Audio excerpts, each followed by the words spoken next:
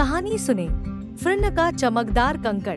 प्रस्तुति और रचना अमीनुल होक द्वारा। छोटी फ्रन गिलहरी को चमकदार चीजें बहुत पसंद थी। उसे नदी के किनारे मिला एक चमकीला नीला कंकड़ बहुत पसंद था।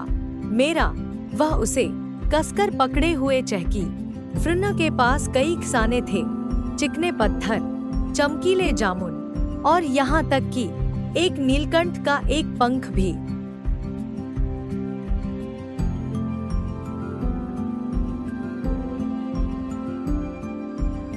वह उन सभी को अपने आरामदायक घोंसले में रखती थी और उनसे अकेले खेलती थी।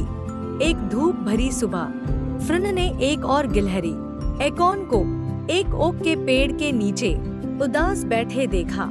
उसके पास खेलने के लिए कोई चमकदार चीज नहीं थी। फ्रन ने अपने चमकते कंकड़ को देखा, फिर एकॉन को दे दी। एक हल्की सी झंझनाहट ने उसके दिल को झकझोर दिया। उसके पास इतने सारे खजाने थे और उसके पास एक भी नहीं था। धीरे धीरे फन अपने सबसे पसंदीदा नीले कंकड़ को पकड़े हुए पेड़ से नीचे उतरी। वह एकॉन की ओर चली। उसका दिल थोड़ा उछल कूद कर रहा था। क्या तुम इसके साथ खेलना चाहोगे? फन ने चमकदार नीले कंकड़ को आगे बढ़ाते हुए फुसफुसाया। एकॉन की आंखें चौड़ी हो गई।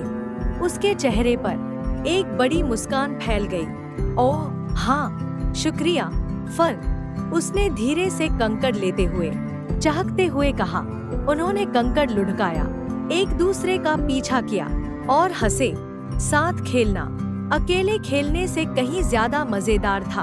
फन ने अपने अंदर एक गर्माहट महसूस की। अपने पसंदीदा खजाने को साझा करने से उसका दिल पहले से कहीं ज्यादा बड़ा और खुश महसूस कर रहा था। उस दिन के बाद से फन और एकॉन ने कई रोमांच और कई खजाने साझा किए। उन्होंने सीखा कि जीवन की सबसे अच्छी चीजें हमेशा एक दोस्त के साथ साझा करने पर बेहतर होती है। अगर आपको वीडियो पसंद आया हो तो लाइक करें और शेयर करें ताकि मुझे प्रेरणा मिले। धन्यवाद।